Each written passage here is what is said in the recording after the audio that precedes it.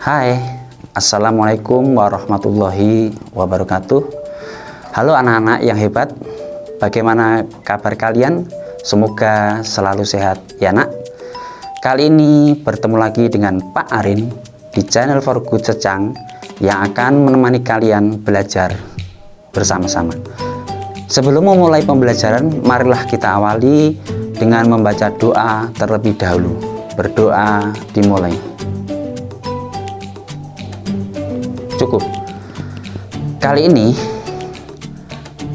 anak-anak jangan lupa ucapkan minta tolong untuk minta bantuan kepada orang tua dan ucapkan terima kasih jika telah diberi pertolongan. Satu lagi, jangan lupa mencuci tangan setelah melakukan aktivitas.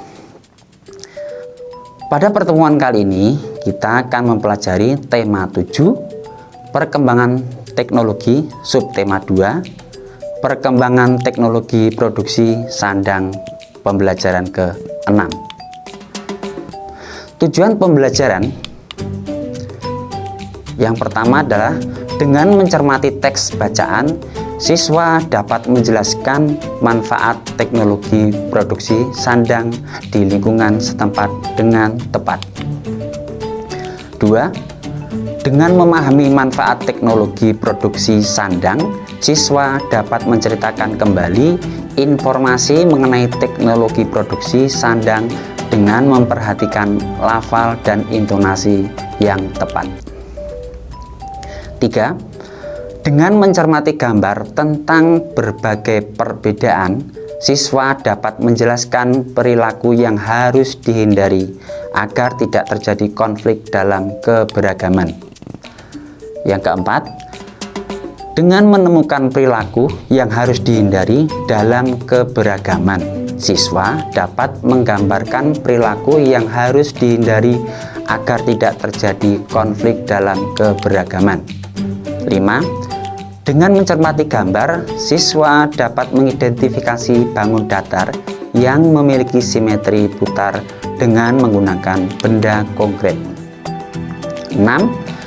Dengan percobaan, siswa dapat menentukan banyak simetri lipat dan putar pada sebuah bangun datar dengan menggunakan benda konkret. 7. Dengan menyimpulkan apa yang telah mereka pelajari hari ini, siswa dapat bersyukur kepada Tuhan dan menyadari keberadaannya. Edo sangat senang karena tahu asal pakaiannya. Edo ingin belajar tentang pakaian profesi. Ikutilah kegiatan Edo dan teman-temannya. Pakaian profesi. Edo dan teman-temannya belajar tentang pakaian profesi. Pakaian profesi adalah pakaian yang digunakan oleh profesi tertentu.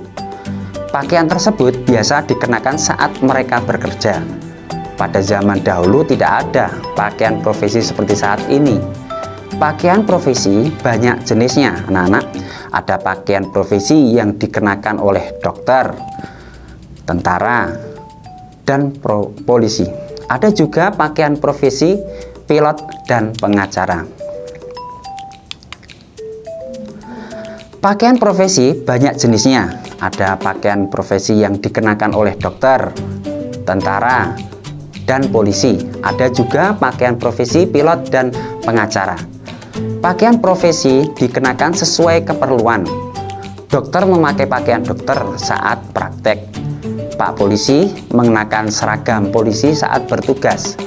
Ibu pengacara mengenakan pakaian pengacara saat bersidang. Pakaian profesi tidak dipakai setiap saat. Nah, itu ada beberapa gambar pakaian profesi. Banyak orang senang mengenakan pakaian profesi.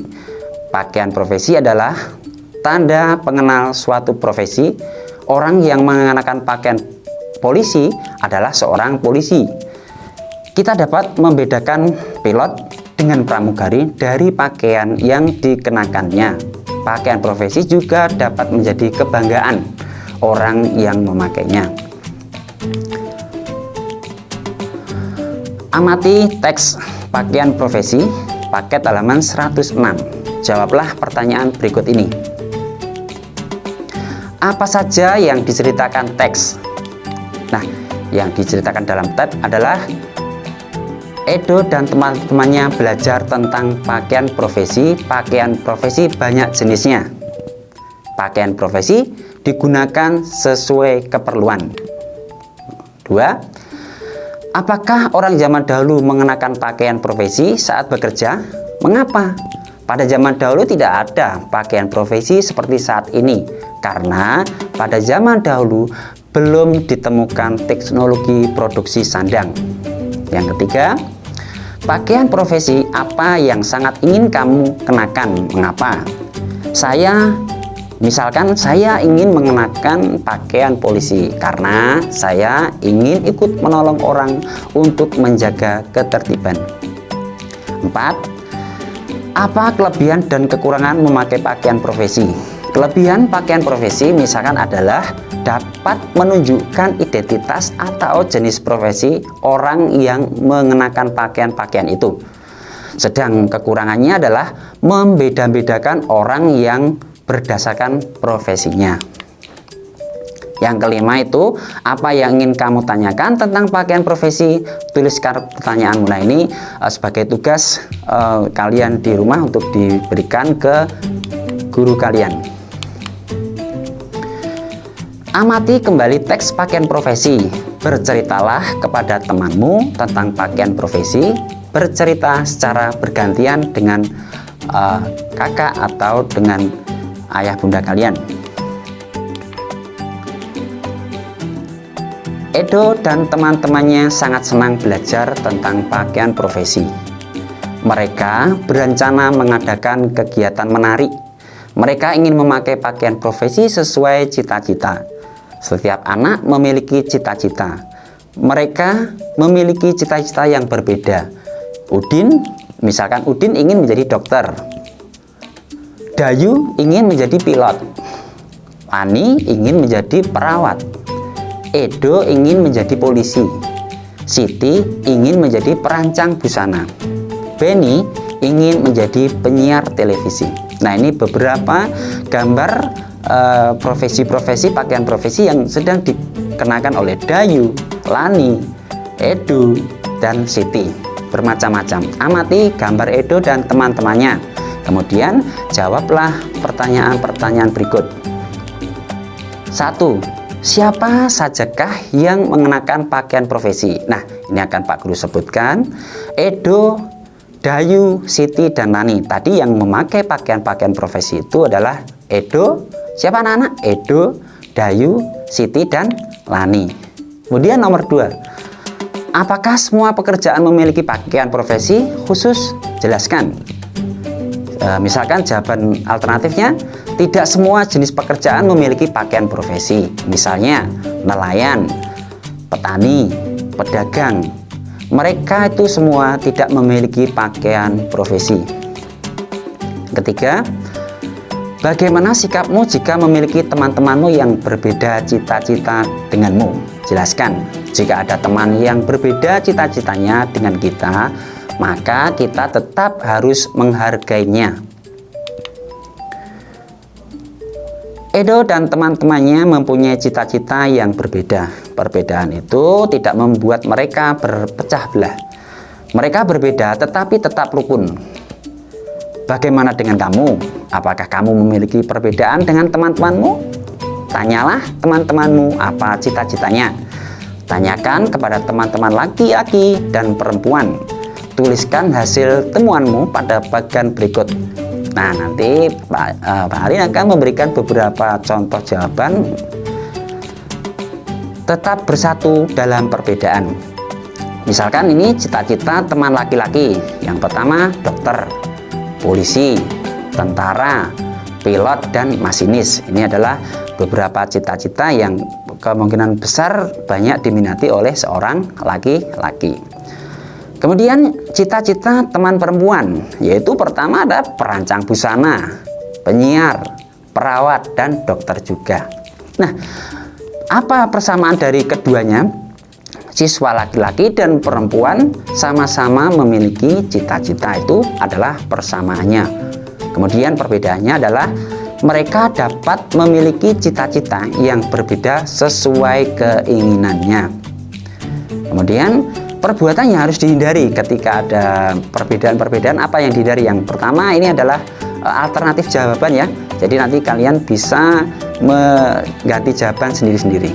Satu, perbuatan yang harus dihindari. Satu, menganggap cita-cita sendiri lebih baik dari teman yang lain.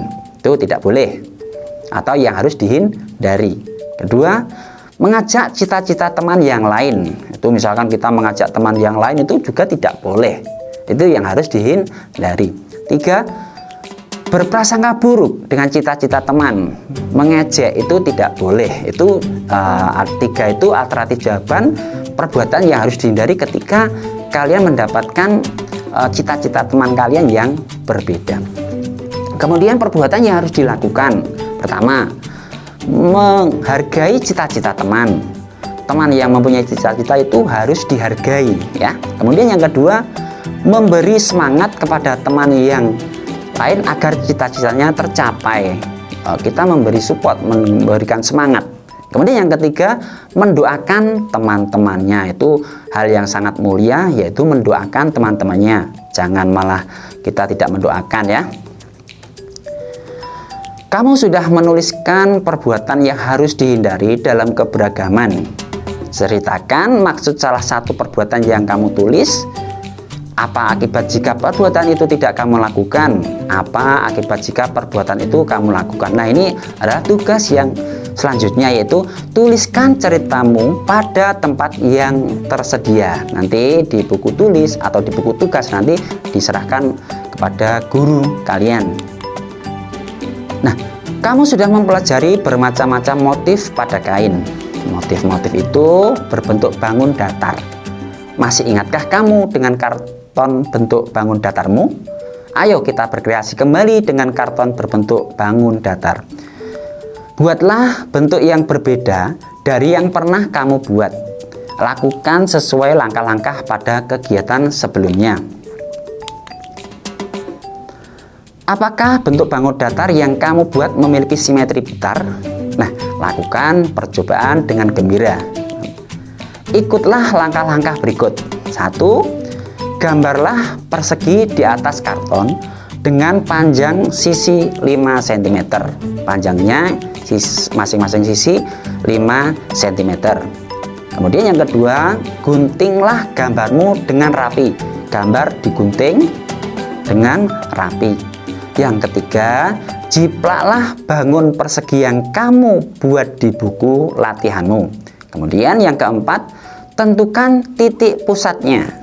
Yang keempat itu adalah tentukan titik pusatnya. Yang kelima, letakkan karton persegimu tepat di atas gambar persegi yang kamu buat. Jadi ditempelkan, diletakkan tepat di atas gambar yang sudah kamu buat. Yang keenam, coba memutar karton persegimu searah jarum jam. Itu sudah Pak Guru beri tanda silang, beri tanda panah ya. Itu seperti searah jarum jam. Jadi tadi dari A ke B di atas, kemudian gambar yang kedua itu A sudah bergeser ya. Kemudian yang ketujuh, apakah bagan datar dapat memenuhi apa yang kamu buat dengan tepat? Cobalah putar lagi sampai posisi semula. Jadi yang ke-8 itu coba putar lagi seperti semula. Nah, diputar itu ada 5 gambar, itu putarnya seperti semula lagi ya. Itu nanti dicoba di rumah. Beberapa bagian dan memiliki simetri putar. Contohnya itu gambar 1. Gambar yang pertama adalah posisi A, B, C, yang C di atas. Kemudian gambar selanjutnya adalah diputar sepertiganya ya. Jadi C sekarang sudah di sudut paling bawah pojok ya. Kemudian diputar lagi sampai C itu ke atas lagi ya. Tuh. Kemudian persegi panjang. Persegi panjang itu ternyata mempunyai simetri putar. Persegi panjang ada 2.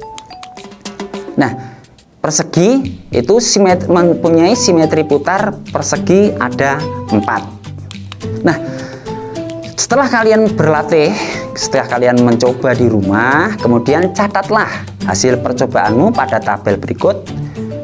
Beri tanda silang, beri tanda centang jika memiliki simetri putar dan tanda silang jika tidak. Tuliskan banyak simetri putar jika ada. Itu nanti bentuknya itu ada misalkan persegi, misalkan persegi panjang atau apa, nanti tolong untuk ditulis, kemudian memiliki simetri putar atau tidak. Kalau memiliki simetri putar, jumlahnya banyaknya aja berapa, nanti ditulis ya. Nah, tadi adalah beberapa pembelajaran yang sudah kami sampaikan. Tadi ada kesimpulan-kesimpulan yang dalam pembelajaran. Kesimpulan pertama adalah kita sudah belajar terkait dengan manfaat teknologi produksi sandang di lingkungan setempat. Yang kedua, kita sudah belajar terkait dengan perilaku yang harus dihindari agar tidak terjadi konflik dalam keberagaman. Yang ketiga, kita sudah belajar terkait dengan bangun datar yang memiliki simetri putar dengan menggunakan benda konkret. Sekian dan terima kasih. Wassalamualaikum warahmatullahi wabarakatuh.